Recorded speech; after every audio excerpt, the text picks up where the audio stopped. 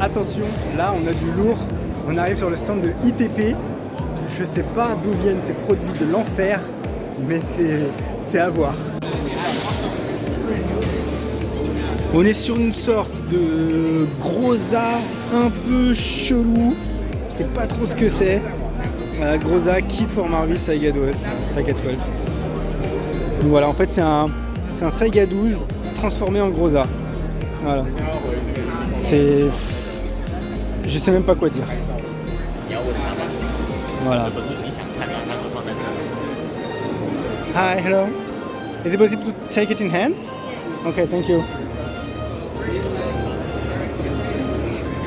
Ah là là, autant vous dire qu'avec ça, à porter à bout de bras, je sais pas combien ça fait. How much does it weigh? Under 5 kilos? Ok, ok. Bon, visiblement, ça fait moins de 5 kilos. J'en doute, ou alors j'ai vraiment des petits bras. Hein. Mais c'est hyper lourd. On est vraiment... alors on est sur une base Marui, visiblement. On a une partie en alu avec quelques parties en acier. Alors ça, c'est de l'alu. Par contre, ouais, non, c'est ça. Non, même pas. En fait, c'est tout le poids des équipements parce que tout ça, c'est du nylon. Tout ça, c'est du nylon. Là, on est sur de l'alu. C'est... ouais. Et puis du coup, on a son petit frère. Voilà. Là, pareil, on est sur de l'alu. Les adaptateurs de chargeur, non, c'est très très sympa. Là, on a une base de Ruger.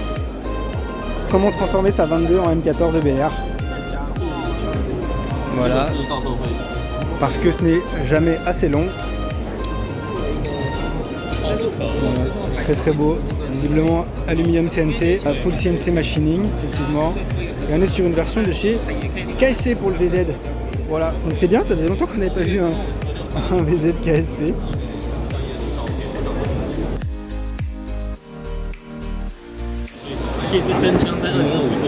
Là, on a les Shadow System officiellement. Voilà, DR920. Donc là, on est voilà, sur les versions de chez VFC. Voilà, les produits qui devaient sortir par Cybergun qui finalement, du coup, se retrouvent sous licence EMG. Voilà.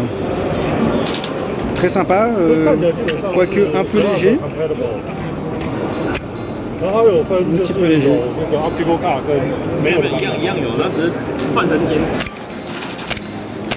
Tout est plutôt bon.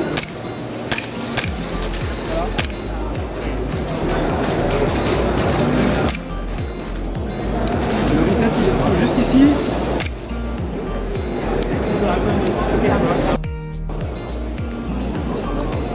Donc là, nous sommes sur le stand de Diva Arms avec un petit M10 897, le fameux fusil à pompe détranché, toujours dans sa version prototype. Voilà, on la présente plus, la Maxime, qui est juste magnifique. Voilà, bon, on voit que c'est peint hein, au-dessus, c'est pas traité, on voit que c'est peint. Par contre, voilà, très très belle. Hop, une petite MG34. Alors là, on a ce qu'ils appellent le R06 35 SD. Alors le nom, voilà, tout simplement parce que on a un M16 avec un silencieux à la place du canon, ce qui est très bizarre. Donc là, on peut voir un ambu. Pistolet japonais.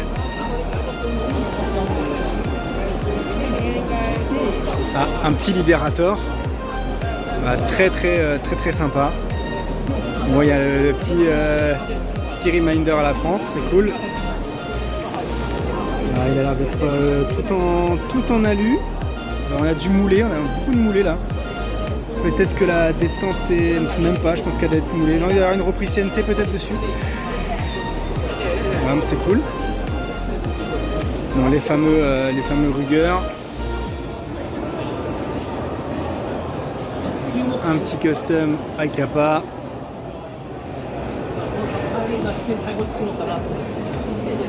Des 1911 qui sont juste magnifiques. Magnifiques. Et pourquoi pas un petit... on dirait un Webley, On dirait une base de Webley. Non, c'est un Mark 4. D'accord, Mark 3. Ouais, c'est ça, c'est ça. C'est un Webley. Je suis pas encore bon à foutre à la poubelle. Voilà, avec une baïonnette. Pourquoi pas?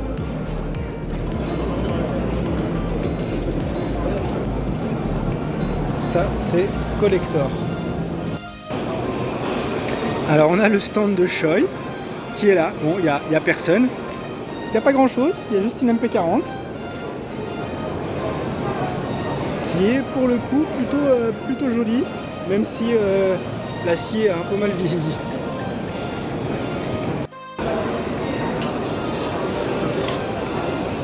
On a une très belle M14 ici. Pareil, maintenant on a un petit peu, voilà, tous ces stylos qui sont en train de copier un peu pour Quad là.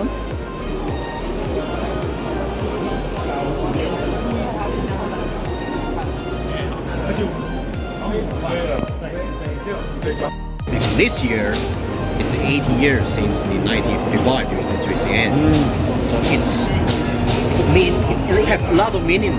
It's an honor. Yeah, it's an honor. I see. And this product will be ready to go in 2026. 2026, okay. We make the whole wood and we put a new morphine on it. Spring operated. Yeah, spring operated. Yep.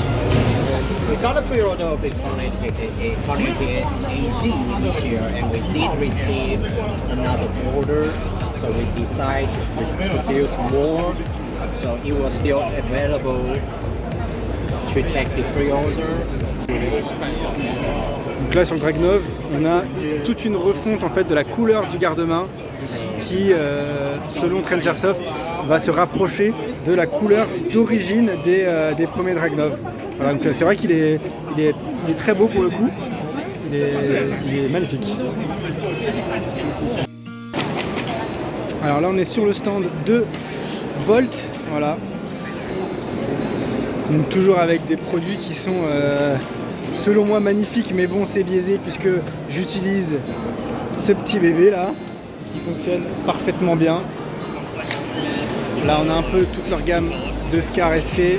Voilà, c'est pas trop ce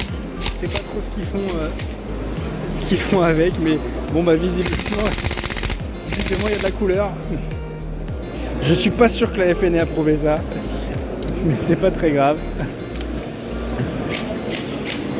Voilà, bon, c'est une réplique qui reste magnifique. Donc c'est beaucoup du connu. N'empêche que ça fonctionne très bien. Des beaux produits, des belles finitions. Voilà, l'avantage de Bolt, c'est qu'il n'y a pas de fioriture, hein, c'est de la grosse masse de bâtard, comme on dirait, avec des engrenages de bâtard, avec une batterie, vous l'aurez deviné, de bâtard, et un gros piston de ouf, et tout ça, c'est entraîné. Voilà, et donc ça fait le petit BRSS qui fonctionne très bien. Mon MP5 fonctionne vraiment très bien. J'ai aucun souci, je l'emmène sur beaucoup de parties et je ne suis absolument pas déçu. Bon, je crois que je viens de débarquer dans l'Empire romain. Je sais pas. Je sais pas. Je sais pas. Le MOA a beaucoup changé.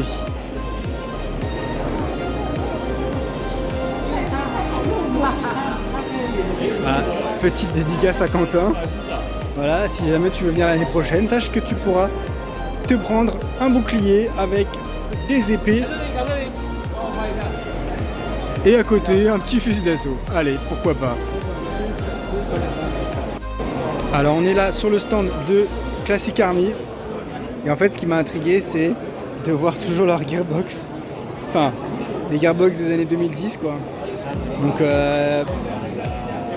effectivement l'interne a l'air d'origine, l'externe ils ont l'air de s'être un petit peu améliorés, bon, le micro gun, mais bon c'est pas foufou hein, chez Classic Army, voilà, il n'y a rien de grandiose. J'ai l'impression que c'est un peu comme King Arm, ils suivent la tendance mais avec toujours 2-3 ans de retard quoi.